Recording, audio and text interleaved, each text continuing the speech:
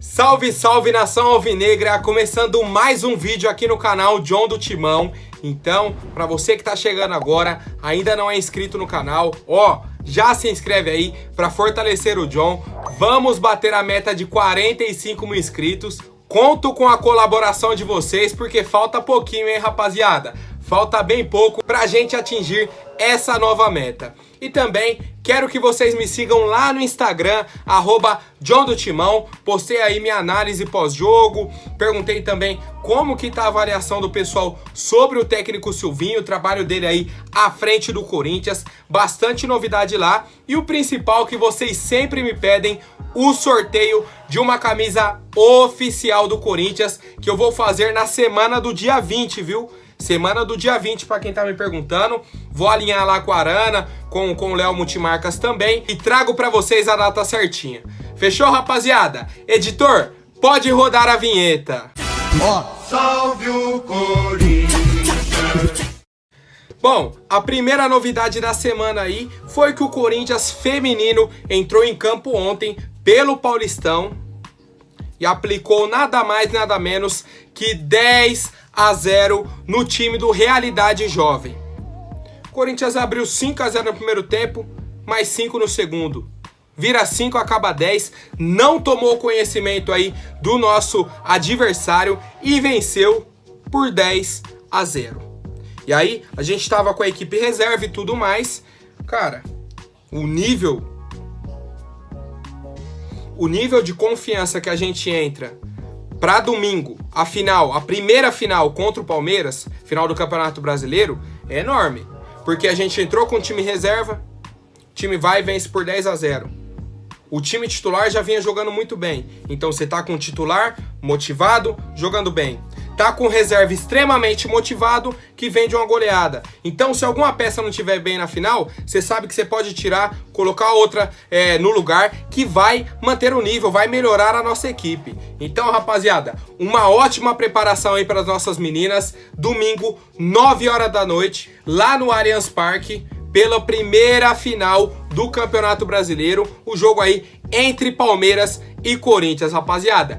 Como que tá a expectativa de vocês para esse primeiro jogo da final do Brasileirão Feminino? Bom, ontem eu nem falei da coletiva do Silvinho, deixei passar, falei não, vou ver com mais calma, analisar o que ele fala e tudo mais. Segundo o Silvinho, primeiro tempo não foi bom, porque o Juventude teve uma eficiência defensiva muito boa. Concordo com o Silvinho. O time do Juventude estava marcando muito bem. O problema é que o nosso time não estava entrosado e o nosso time cansou rápido. E ele demorou para mudar. Como eu já falei para vocês, já bati bastante nessa tecla. Certo? O Silvinho falou que sabia da dificuldade que seria. O Juventude não tá facilitando contra os clubes lá de cima da tabela. Já vem de uma sequência aí muito boa. Tem muitos empates? Tem. Mas o pessoal não consegue vencer o Juventude, certo? Então, é um time que é uma pedra no sapato de todo mundo nesse campeonato e não à toa não está na zona do rebaixamento. Acabou. Qual que é o objetivo do Juventude esse ano? Não cair, se manter na Série A, para ir moldando o time para melhorar. E eles estão conseguindo, realmente tem uma consistência defensiva muito boa, certo? Começaram pressionando o Corinthians em cima e tudo mais, mas todo torcedor ficou com a sensação de que se a gente tivesse mudado antes, a gente poderia ter virado o jogo. Porque mudou lá no final e o time começou a pressionar, aí melhorou, certo? Porque se muda no intervalo, já volta com outro astral. Se o gol do Roger Guedes sai, por exemplo, com 10-15 do segundo tempo, você ainda tem meia hora para correr para buscar a virada. Não, a gente empatou já no finalzinho do jogo. Então, ficou mais complicado essa busca pela virada. O Silvinho, esse tipo de coisa que me irrita. Fala muito bonito, apressou a jogada, que não sei o que e tal. Começa a gerar erros. Não fala o português claro com o torcedor. Silvinho, seja mais simples. Eu me irritava disso com o Tite, que ele falava muitos termos técnicos, davam a volta para falar uma coisa simples, certo? Dificultava. Para quem não entende muitos termos técnicos do futebol, dificulta para entender o que o técnico tá falando. Seja mais objetivo, um pouco, sabe, mais simples com a sua própria torcida, que a gente vai começar a ter uma imagem um pouco diferente de você. Um pouco diferente de você. E aí, rapaziada, o que dizer do técnico Silvinho, dessa coletiva de imprensa dele? E também quero saber qual que é o nível de satisfação de vocês com o trabalho do Silvinho até agora à frente do Coringão. Bom, agora eu vou falar sobre um assunto que tá me irritando já faz um tempo. E aí ontem fizeram aquela reunião extraordinária entre a CBF e todos os clubes da Série A sobre a presença ou não do público no Campeonato Brasileiro e na Copa do Brasil. Se vocês acertarem qual foi o único clube que queria ter público, prometo que não é difícil, cara. Não é difícil. É sempre o mesmo clube. Sempre, sempre, sempre. 19 clubes votam para não voltar o público agora, por uma questão de saúde e tudo mais, de organização. A gente viu como foi na Libertadores. O Galo tentou controlar, mas não tem como controlar a aglomeração. Certo? A própria CBF foi contra o retorno da torcida. E o Flamengo, o pupilo dourado, não, a gente tem aqui uma liminar do STF. A gente vai jogar com o público. Então tá assim. Entre a CBF e os clubes, está acertado que não retornaremos com as torcidas no momento. Até porque o próprio governo do estado de São Paulo já colocou que, por enquanto, só vai voltar em novembro. Dá tempo do pessoal se vacinar. Beleza. Todos os clubes de acordo. O que o Grêmio fez? O presidente do Grêmio chegou e falou, tem um confronto de volta pela Copa do Brasil contra o Flamengo. Se tiver torcida lá, meu time nem entra em campo. Nem entra em campo. O que eu havia falado pra vocês? Se eu sou presidente de qualquer clube, tem torcida em algum jogo, qualquer rodada, meu clube nem entra em campo. Enquanto não excluir aquele time do campeonato, não entra em campo. Tá acertado entre 19 clubes e a federação. Por que só o Flamengo foi atrás do STF para conseguir liberar o público? Só pra eles.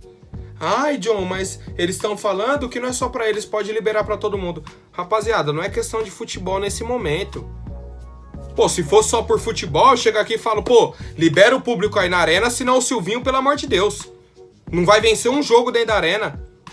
A gente precisa de dinheiro e precisa apoiar o time, que dentro de casa não ganha. Era só eu falar isso aqui. Mas não, cara, não é o momento, a gente sabe.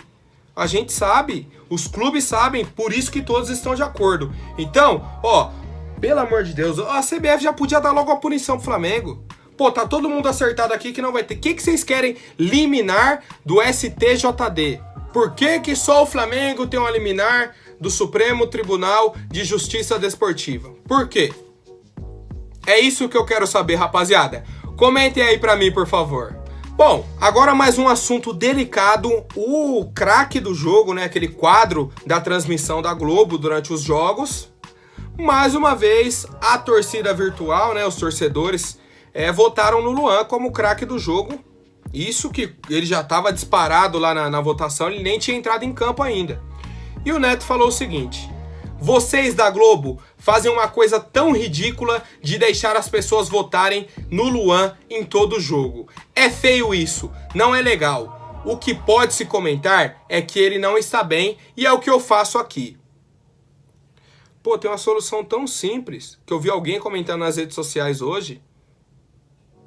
Faz o seguinte, quem tá jogando? Os 11 titulares de cada time. Libera a votação só pros 11. Toda vez o Luan tá ganhando a votação e ele tá no banco ainda. Se libera a votação dele depois que ele entrou, não ia dar tempo do pessoal bater. Vocês estão entendendo? Libera a votação quando o cara entrou em campo. É tão simples. Não tem um que pensa. Não tem um. Pelo amor de Deus, né, rapaziada? Eu entendo como que a torcida do Corinthians começou esse movimento, em tom de crítica que o Silvinho não mudava o time e tudo mais. Mas nesse momento, não tô mais vendo, sentido. continuar votando no Luan. Se alguém tiver uma explicação na verdade, pode colocar aí pra mim, por favor. Vocês sabem que eu tô sempre acompanhando aí os comentários. Pô, John, eu acho que é por isso e por isso. Eu acho que é por isso e por isso. Pode apresentar pra mim, certo? Faço até questão que vocês apresentem pra eu me inteirar e tudo mais. A gente entende a situação do Luan. É um jogador caro, não vem tendo um desempenho bom. E aí a torcida fica no pé, certo? Mas quero que vocês me expliquem também, quero saber a opinião de vocês sobre esse quadro aí, o craque do jogo, que toda vez que tem transmissão e é o Corinthians que está jogando, o Luan ganha, estando ou não em campo. Comentem aí, família. Bom, agora rapidinho antes da última notícia, vou pedir para quem não for inscrito, se inscreva aí embaixo e já deixem o like para fortalecer. Mercado da bola, rapaziada, como eu já havia até adiantado para vocês, o Colo-Colo apresentou uma proposta ao Corinthians pelo meio-campista Arauz, certo? Apresentou a proposta. Um dos problemas, na verdade, como eu já havia passado que o preço que eles haviam colocado era baixo, o Corinthians queria renegociar. O Arauz conversou com o empresário dele e parece que não quer sair do Corinthians nesse momento, certo? Ele não vê com bons olhos uma regressão para o Chile. Ele preferia ir para a Europa. Mas já fechou a janela. E pelo que eu vi no Globo Esporte, eu tinha visto a informação antes que fechava dia 15 a janela lá do Chile. Mas aqui, segundo o Globoesporte.com, fecha sexta-feira. Sexta-feira agora dia 10, amanhã. Então terei que correr contra o tempo para ele assinar com o Colo-Colo. Até por essa questão de tempo, dele não ter conseguido fechar com um clube europeu, o Arauz parece que quer dar uma segurada no Corinthians, fica aqui até o final da temporada, acabou, ele tenta se transferir para algum clube da Europa. Ou brigar por uma vaga aqui, o que tá difícil porque o último jogo dele foi o 3-1 contra o Flamengo, certo? Faz tempo que ele não é nem escalado pelo técnico Silvinho. Quero saber a opinião de vocês, rapaziada. O Arauz merece mais chance na equipe do Corinthians ou não? A gente já pode negociar. Eu vejo com bons olhos um possível empréstimo dele para o Colo-Colo. Que o Colo-Colo já falou, não, o Arauz vai ser nosso camisa 10 se vier.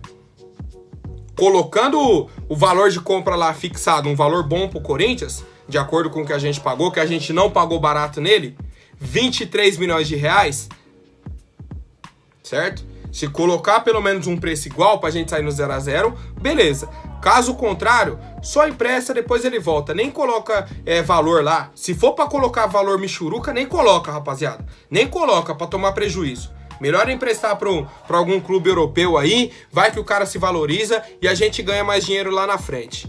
Essa é a visão que eu tenho. Quero saber a de vocês, rapaziada. O Arauz deve ser negociado ou não? Merece oportunidades com a camisa do Coringão? Comentem aí. Por hoje é isso, família. Amanhã eu volto com mais notícias sobre o nosso Coringão. Até mais, um forte abraço e vai Corinthians!